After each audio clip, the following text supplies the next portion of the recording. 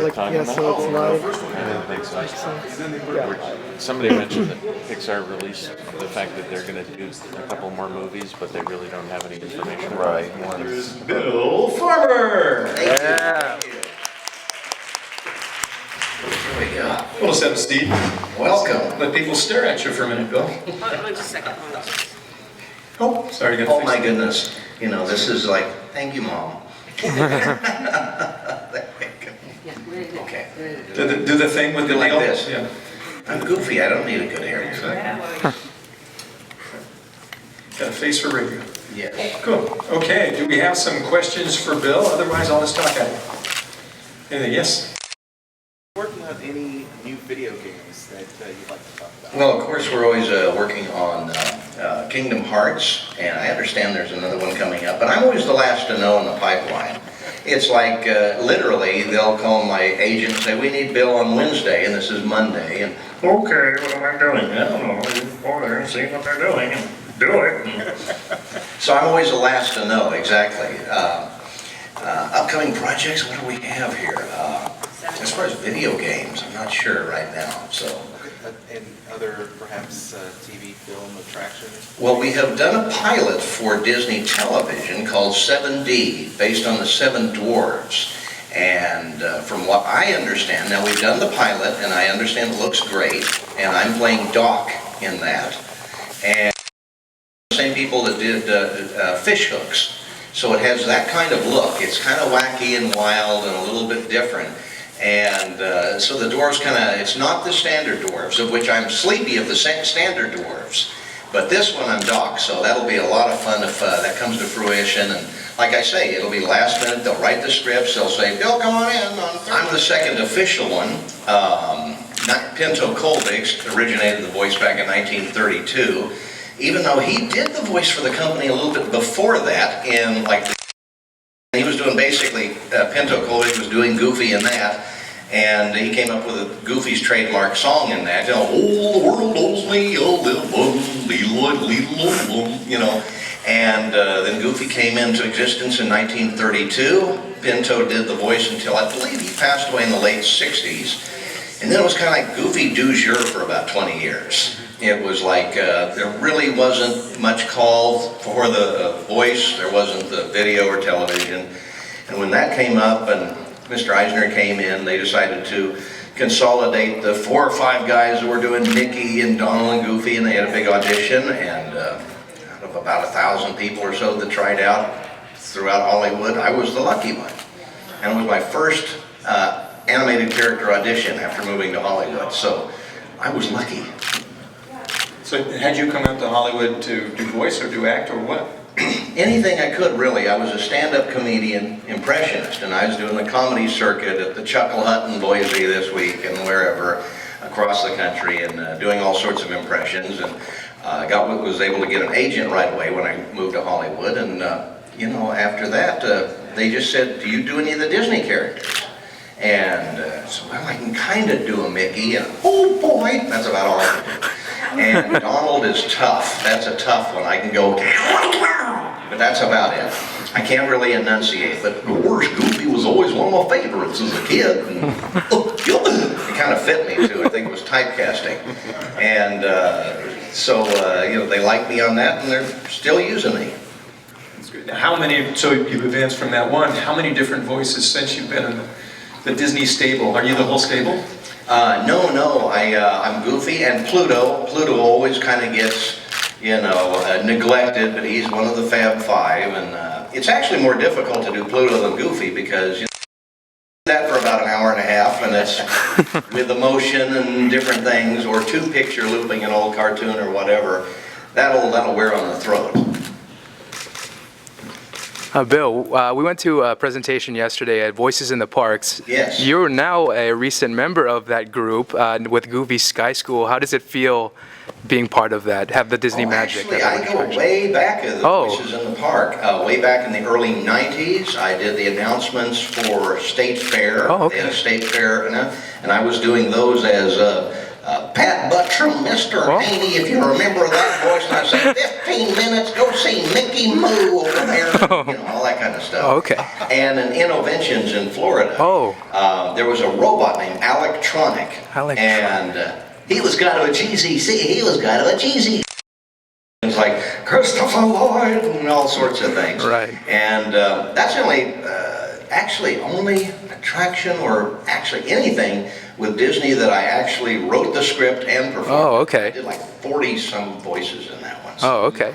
It was a lot. So I go way back. Way back. Yes. I mean, for Goofy Sky School, I mean, what set that apart, aside being, you know, here in California? I mean, all Well, it was those... Goofy's first ride that was dedicated to him. Oh, okay. And so that was, it's about time that Goofy got around. Right. So I agree. Thank very you. proud of that. We got Barnstormers. Yeah, down in Barnstormers. Florida, Yeah, so I yeah. guess that was very popular, and so they wanted to bring that out here. Yeah. And Barnstormers changing to the Great Goofini. Have you done any voices for Not that? yet, and like I say, last minute, they'll get it all ready, and they'll figure out what they want me to say, I'll go and do it, and then it might be up the next week. Very nice. Besides Disney, what other voices might we have heard you do? Oh, goodness. For Disney and for other, I do a lot of ADR, background voices, in, I've been in Toy Story 2, Bugs Life, Monsters, Inc., Cars, Beauty and the Beast, Hunchback of Notre Dame, Tarzan, you know, and some of the sequels to those. For other companies, Shrek 2, Horton Hears a Who, I just did the Dr. Seuss movie. In the movie Secretariat, I am, and I want to say, I forgot who I am, I'm a racetrack announcer in that. Jack. So even, Wasn't his name Jack? Jack Whittaker, that's correct. I was filling in because the track that they had of the original Jack Whittaker was kind of garbled or something, so I re-looped him. So, and I've done a lot of movies through the years, those kind of things. Well, you also, And, oh yeah, on Warner Brothers, I've done Bugs and Daffy and Foghorn and Sylvester over in different projects. So, yeah, I get around as much as I can. and you're also a member of Fred Willard's comedy sketch troupe. Yes, I am, the Mohos. And so Fred, of course, is, it's always good to be on stage to keep your acting chops, you know, current, and nothing like performing in front of a live audience. It was the best training I ever went through when I did stand-up, because there's no pity laughter. You're either funny or you ain't, and the crowd will let you know real quick. So that was the trenches in those days, so. At what point did you realize that maybe you had a gift for doing different voices? I was a very lonely, strange child in Kansas growing up, and I was nuts for movies. I was, you know, in the theater, we had one theater, and so all summer long we'd go, you know, and do a double feature, and they'd show the Three Stooges and cartoons. And I just picked up the voices when I was a kid, and I think early ones that I did were like Don Adams, I'll Get Smart, which was one that I started off with, and of course a lot of Western characters like Mr. Haney and John Wayne and Jimmy Stewart. And Walter Brennan did sort of wishes as well. So I just kind of picked up this, and my friends were always, you know, driving through Burger King, order something in a weird voice. And I'd like a Whopper with cheese, you know, and they'd look out, and my friends would laugh, and so it kind of turned into a. I was going to ask if you had any funny stories of doing the Goofy voice, like for kids, like Oh playing yeah. them in line. Well, or- occasionally I'll talk on phone with kids for like Make-A-Wish Foundation, Famous Phone Friends, things like that. That's when the magic comes alive, because they can't see me, and people always introduce me as, "This is Bill Farmer. He's Goofy." And sometimes they'll say, "They're saying that right in front of his wife," you know. And but on the phone, when I'm talking to a sick kid who really wants to talk to Mickey or to Pluto or Goofy, you know, that's when the magic comes alive. And just they're always real quiet, and a lot of times I have to do all the talking. They're either too sick to respond or like that. But we always get letters later on from their moms and dads saying that, you know, after that they couldn't stop talking about it for like 3 weeks. So it's very gratifying. Any other voice thoughts? Anything you'd like to do that you haven't done? Gosh. Not too broad? I have been, yeah, I was very fortunate. They made me a Disney legend a couple of years ago, and going to the Legends. That was a surreal event for me because, I'm looking down, there's Robin Williams and Betty White and all of this, and I don't really remember it. It's like in a fog. It was like ethereal. It was like surreal. And so yesterday was a big thrill because I got to see the whole thing from the audience perspective, and it was just great and enjoyable. Yeah, that Let's was be able to see everybody. Let me just get back to the voice a little bit. I remember hearing Phil Hartman years ago talk about doing voices, and he would do sort of the same voice in a high register, medium register, low register, but it was 3 voices. How analytical do you get? Do you break it down in your head? Oh, absolutely. And there's a couple of stories that come to mind. We've done the Kingdom Hearts series. And so I have to do, a lot of people always ask, well, what do they do? Do I speak in foreign languages? And I really don't. So Disney has a division that translates everything into about 42, 43 different languages. And so I was doing Kingdom Hearts, which was originally recorded in Japan. So I'm hearing the Japanese Goofy, which to my ear is very strange. It's like, ooh, doishimata, ujo. He's doing all of the scoops and dips that Goofy does, but in another language. And many years ago, for Disney character voices, we recorded how we do the voice and, how to do the laugh and stuff. And I could hear the Japanese Goofy, and the actor, he had broken it down so methodically. Instead of, it was like, and it was very kind of robotic, but I never thought of doing it that. That was a wonderful way of breaking it down. But yeah, you take a voice, and to do a voice, you have to break it down into like one saying that they're famous. Like you take any of the presidents, you do Clinton, I feel your pain, that kind of thing. You gotta just and do that over and over and just record it, and until you can do it pretty good, and then you branch out and do all those other voices as well. Reagan, you gotta, well, as a matter of fact, it's, let's go, and things like that. So you can just build upon those 1 or 2 word sentences and then develop a whole character. I remember talking to Corey Burton a few years ago, and he had talked about he was so excited when, what was the name of the underground film? I'm totally blanking on it now.